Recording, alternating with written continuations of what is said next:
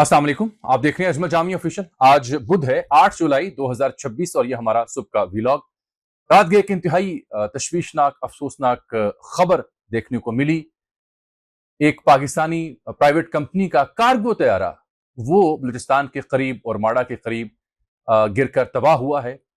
Crash किया है इसने। ये कार्गो तैयारा था, 5 अफराद अमले के इसमें सवार थे। ये तैयारा किस प्राइवेट कंपनी की मिल्कियत में था, कितने साल पुराना था? रात गए तमाम टीवी चैनल्स, पूरा सोशल मीडिया इस अफसोसनाक वाक़े के ऊपर कमेंट्री कर रहा था। कुछ हक़ाइक़ और मालूमात आपकी खिदमत में लेके आए हैं। सोगवार है पूरा पाकिस्तान। बिलखुसूस ये तैयारा किस कंपनी की मिल्कियत में था? ये कंपनी दावा क्या करती है अपनी वेबसाइट पर? इसमें क्या नक़ाइस थे? ये तो फ़नी खराबी दूर करवाने शारजा गया था, तो फ़नी खराबी क्यों दूर ना हुई? कैसे ये लापता हुआ? कैसे क्रैश हुआ? 4 से 5 अहम तैयारे, कश्तियां रेस्क्यू के अमल में मसरूफ हैं मुसलसल। ये एक अफसोसनाक खबर है। दूसरा, ईरान अमेरिका सूरत हाल एक बार फिर से उसी डगर पर जाती दिखाई दे रही है जिसका खदशा था। एक जानिब तदफीन का अमल जारी है जनाब आयतुल्लाह शहीद का, तो जो ईरान के लिए तेल की तरसील में पाबंदियां हटाई थी अमेरिका ने, वो रिवोक कर दी। और ईरान के ताल्लुकात सऊदी अरब और कतर के साथ कशीदगी की जाने बढ़ रहे हैं, क्योंकि मंगल और सोमवार पिछले 2 से ढाई दिनों में 3 ऑयल टैंकर्स हैं जो आबना हुर्मुज़ से गुजर रहे थे, जिन पे हमला किया गया है। तो क्या दोबारा से नेवल ब्लॉकेड होने जा रहा है? ये दूसरा मौजू। अब सूरत हाल ये है कि जो हमने आगाज किया, ये K2 एयरवेज एक प्राइवेट कंपनी पाकिस्तान में ऑपरेट करती है। कराची में इसका ऑफिस है, चौथे फ्लोर पर जिना इंटरनेशनल एयरपोर्ट के ऊपर, जो पता लिखा हुआ ऑफिशियल वेबसाइट के ऊपर। बलूचिस्तान और माड़ा के करीब जो समुद्री हुदूद है, वहां पे शारजा से कराची आने वाला ये निजी कंपनी का कार्गो तैयारा, इसको हादसा पेश आया है। और 11 या 12 बजे के आसपास, हालांकि जो वाकया रिपोर्ट हो रहा है, जो इंटरनेशनल फ्लाइट रेडार या फ्लाइट को मॉनिटर करने वाले इदारे हैं, वो बताते हैं कोई 9:15 9:30 बजे के करीब ये कराची से 155 नॉटिकल मील मगरिब में ये तैयारा जो है ये नीचे तेजी से गिरता हुआ रडार डेटा बताता है कि महसूस हुआ, मालूम हुआ, राब्ता मुनक़ता हुआ। अब एयरपोर्ट अथॉरिटी इस सिलसिले में तफसीलात जारी करे, लेकिन मैं आपको पहले ये बता दूं कि PNS जुल्फ़िकार पाक बहरिया का जो रेस्क्यू के लिए शिप निकला है, वो कर रहा है। साब तैयारा बुलारी एयरबेस से, ATR तैयारा तुर्बत से, और जो ईदी का एयरक्राफ्ट है पाइपर स्नेका, वो भी इस अमल में मसरूफ है। पाकिस्तान नेशनल शिपिंग कॉरपोरेशन का जो तिजारती जहाज है जिसका नाम लाहौर है, वो भी खुले समंदरों में जा पहुंचा है। ये पहले खबर आई कि तैयारा लापता हुआ है, फनी खराबी थी इसमें, उसकी मुरम्मत के लिए ये शारजा था, 5 दिन वहां पे इसने कयाम किया। फनी खराबी जारी बात है दूर हुई तो ये वापस आ रहा था। नॉर्दर्न टेक नामी कंपनी है जहां ये तैयारा मुरम्मत के लिए गया, शारजा में। अच्छा, इस कंपनी के बारे में भी बताया जाता है कि ये कंपनी पाकिस्तान के एक साबिक मुशीर हैं हवाबाजी के, उनकी ये कंपनी है जहां तैयारा मुरम्मत के लिए गया है। फ्लाइट जनरल डेकोरेशन जो है उसके मुताबिक इसमें pilot Mohammad Rizwan Idris, first officer Faisal Mahmood Jatoi, load master Mohammad तौफीक खान, एयरक्राफ्ट इंजीनियर मोहम्मद हामिद और मोहम्मद आरिफ सिद्दीकी सवार थे। पांचों के पांचों अल्लाह के हुजूर प्यारे हुए। खदशा ये कोई मुआवजा हो तो वो और बात है। K2 एयर के जो तैयारा था, इसके हवाले से जो सिविल एविएशन अथॉरिटी, क्योंकि मैंने कराची में रात गए चेक किया, सुबह सवेरे भी बात करने की कोशिश की मुख्तलिफ कॉरेस्पॉन्डेंट से, तो खदशा ये है कि इस तैयारे में संगीन मसाइल थे। एक तो मैं बता दूं कि यह तैयारा कम अज कम 27 बरस पुराना है, पुराना तैयारा है। तो सिविल एविएशन अथॉरिटी इस हवाले से कंसर्न्स का इजहार करती रही। बार बार तैयारे की मेंटेनेंस और पुर्जाजात के हवाले से मुतनब्बे या वार्निंग जारी होती रही। 2023 में डॉन अखबार में खबर छपी इस प्राइवेट एयरलाइन के हवाले से, K2 एयरवेज के हवाले से, कि ये ई-जेट्स मुतारिफ करवाने जा रही है। इसकी जो कमर्शियल मैनेजर हैं सारा खोसू, उनसे मंसूब ये बयान छपा और उन्होंने बताया कि K2 जो कराची में वाक़या है, ये दर हकीकत 2018 में बनी K2 एयरवेज कार्गो के लिए इस्तेमाल होती थी, शिपिंग के लिए, फार्मास्यूटिकल या कपड़ों की या टेक्सटाइल की या मेल के लिए यूज हो रहा था। तैयारा वैसे میں ڈیٹیل میں بتاتا ہوں. پہلے پیسنجر تھا, بعد میں کارگو بنایا. تو 2018 میں بننے والی جو کمپنی ہے, طارق مجید راجہ اس کے سی ای او ہیں. اب یہ کون ہے یہ بتاتے ہیں, جس کی جو معلومات ہم نے اکٹھی کی, اس کی فیملی پی آئی اے سے وابستہ رہی, اور خود جو ان کی ویب سائٹ پہ ان کے بارے میں معلومات ہیں کہ یہ یو اے ای کے ایک پاکستانی بزنس مین ہیں, الیکٹرانک انجینئر ہیں. 1992 سے یو اے ای میں یہ کاروبار کرتے ہیں, کامیاب بزنس مین. ان کے بقول عاصم معراج ایک اور شخص ہے جن کو ان سے جوڑا جاتا ہے. اچھا, یہ بوئنگ 737 ہے طیارہ جو کارگو میں بدلا گیا, شارجہ سے کراچی جو آ رہا تھا, اور فلائٹ کا نمبر تھا KTA 1732, رجسٹریشن نمبر ہے APBQ1. یہ اچانک ریڈار سے غائب ہوا. جو آفیشیل بیان آیا ہے ایئرپورٹ اتھارٹیز کا, پاکستان ایئرپورٹ اتھارٹیز کا, 9:18 پر اس کا جو نیویگیشنل سسٹم ہے, جو نیویگیٹ کرتا ہے, گائیڈ کرتا ہے, اس میں خرابی کی اطلاع ملی. کراچی میں جو موجود کنٹرول سینٹر ہے اس نے فوری پر رہنمائی کی, جو ان کا اپنا طریقہ کار ہوتا ہے. 9:21 پہ فلائٹ ریڈار اور دیگر ویب سائٹس نے, چونکہ وہ فلائٹس کو مانیٹر کرتے ہیں, ریڈار پر دیکھا گیا کہ طیارہ انتہائی تیزی سے نیچے آ رہا ہے, اور اس کی جو سمت ہے اس میں بھی تیزی سے تبدیلی دیکھنے کو ملی. لیکن کچھ ماہرین کا یہ ماننا ہے, دنیا بھر میں کہ ایکسپرٹس ہیں جو ان چیزوں کو آبزرو کرتے ہیں, کہ نو ڈسٹریس سگنل واز ریسیوڈ. کوئی ڈسٹریس کا, کسی حادثے کا, یا کہ کنٹرول کھو گیا, اس کا کوئی نشان نہیں ملا. کچھ لوگوں کا کہنا ہے کہ یہ 22,000 فٹ فی منٹ کی تیزی سے نیچے گر رہا تھا طیارہ. نیویگیشن سسٹم میں پرابلم ہوئی, سمت چینج ہوئی, اس کا مطلب بڑی فنی خرابی. بوئنگ ایک محفوظ طیارہ ویسے تو مجموعی تصور کیا جاتا ہے. تو کریش کی اطلاع ہے بدقسمتی سے 5 قیمتی افراد جو ہیں وہ جاں بحق ہوئے ہیں, اس میں شہید ہوئے, میں تو کہوں گا حادثاتی موت ہے. اور ذمہ دار آبویسلی, اگر اس میں فنی خرابیاں تھیں, طیارہ پرانا تھا, یہ جو کمپنی ہے بڑے بڑے دعوے کر رہی تھی, اس کے سی ای او بڑے کامیاب بزنس مین ہیں, یو ہی بیٹھے ہیں, سوال پوچھے جانے چاہیے, تحقیقات ہوں گی اب. لیکن میں یہ بتاؤں کہ یہ 2024 میں اس K2 ایئر لائن کے ساتھ یہ طیارہ آیا. آئرلینڈ سے یہ خریدا گیا تھا, وہ 27 برس پرانا ہے. جو اس کی پوری ہسٹری ہم نے نکالی, اس میں بتایا جاتا ہے پہلے مسافر طیارہ تھا. 1999 میں پروبیبلی یہ ان ایکشن آیا ایروفلوٹ نامی کمپنی کے ساتھ.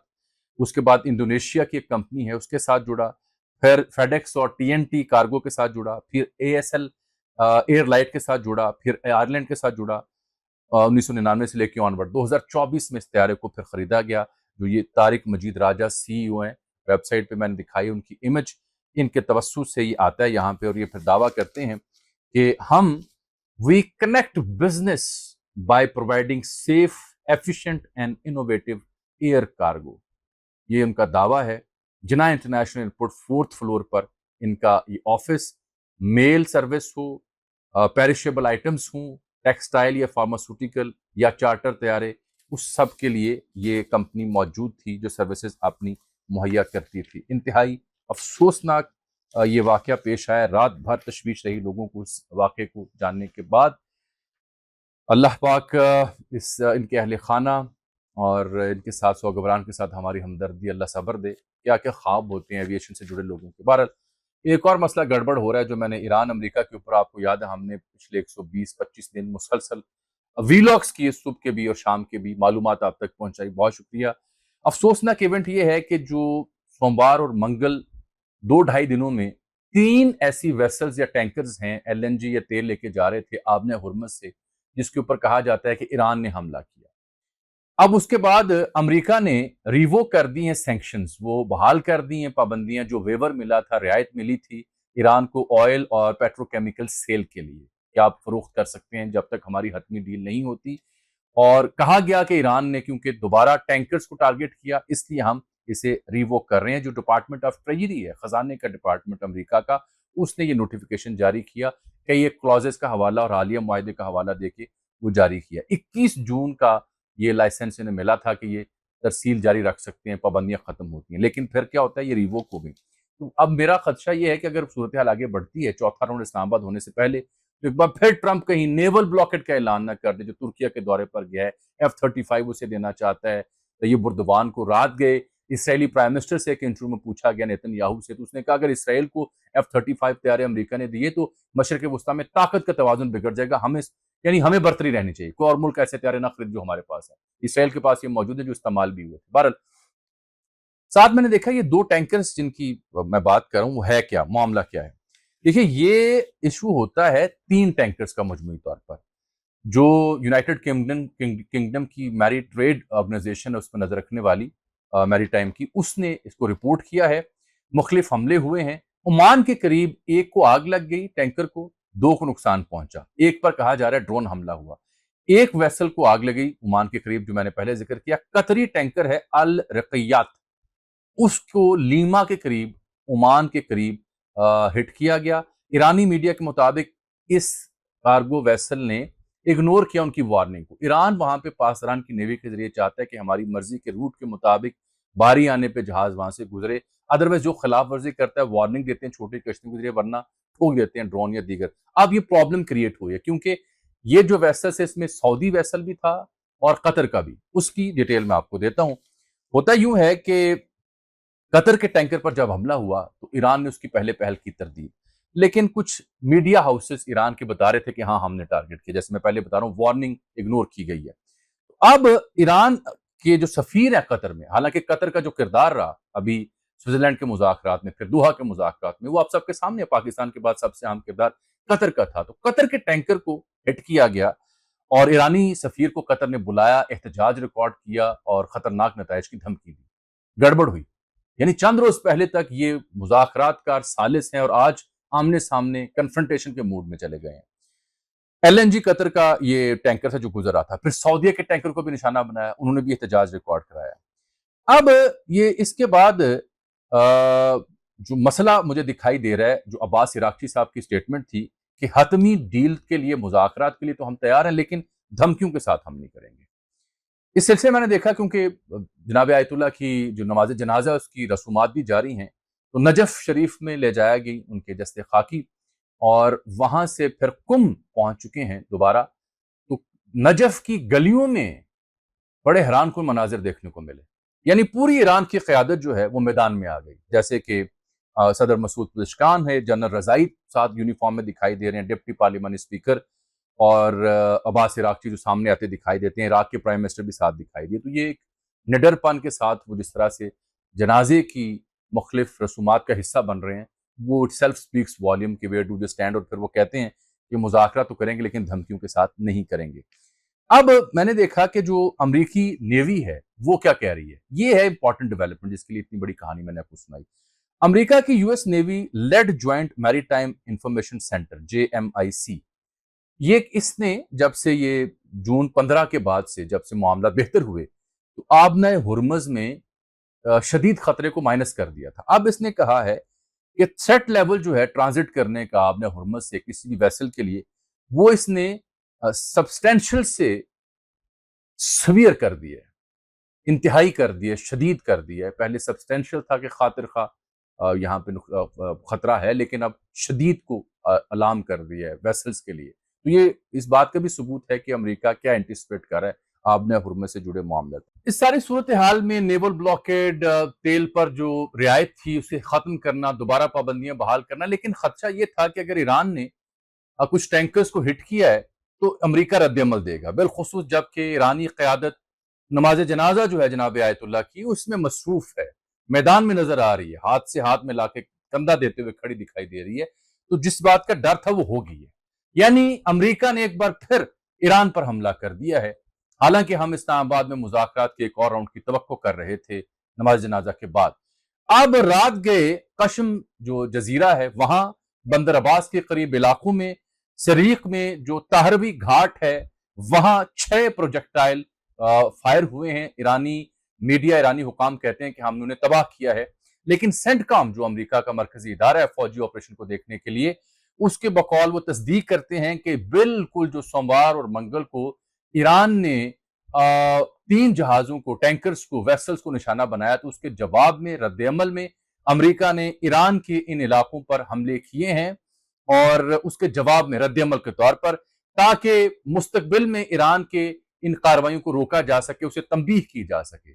تو اگر ایران نے 2 یا 3 ویسلز کو ٹارگٹ کیا کہ انہوں نے وارننگ نہیں سنی، تو جواب میں امریکہ ایک بار پھر حملہ آور ہوا ہے ایران کے اوپر۔ آنے والے 24 گھنٹوں میں اس کی مزید ڈیٹیلز بھی آئیں گی۔ کیا یہ وہی سلسلہ ہے کہ ٹینکر کو ہٹ کیا، جواب میں رات گئے امریکہ نے حملہ کر دیا، یا اور دن میں معمول اور مذاکرات کی کہانی، یا اس بار معاملہ سنجیدہ ہوگا؟ لیکن اس پوری جنگ سے ہم بار بار عرض کرتے رہے کیا کھویا کیا پایا۔ جو امریکہ کو ڈنٹ پہنچ رہا ہے اس کے اوپر بھی بات کرنی پڑے گی، چاہے اس کی اپروول ریٹنگ گر رہی ہو یا دیگر مسائل ہوں، اکانومی کا بیڑا غرق ہو، 45 سے زائد جہاز گرے ہوں۔ اہم خبر یہ ہے کہ جو امریکی ایئر لائنز ہیں ان کا جو فیول کا بل ہے وہ 2 گنا سے زائد ہو چکا ہے۔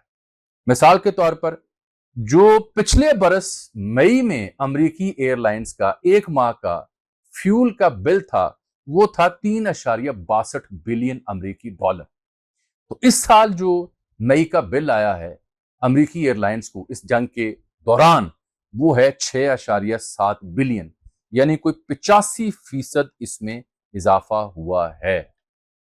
یہ ہے اس جنگ کی کاسٹ جو ٹرمپ بھگت رہا ہے، اس لیے وہ چاہ رہا ہے کہ جلد سے جلد یہاں پہ ڈیل ہو، معاملہ فہمی ہو، ٹرافی اس کے پاس جائے کہ ہم نے جوہری ہتھیار بنانے سے روک لیا ہے اور کسی حد تک اثاثے واپس کر دیے۔ لیکن ایران جس طرح سے ویل کیلکولیٹڈ، ویل آرکسٹریٹڈ طریقے سے، چاہے وہ جنازے کے معاملات ہوں، مذاکرات کے معاملات ہوں، ایک خاص پلاننگ ساتھ چل رہا ہے، وہ تھکا رہا ہے امریکہ کو۔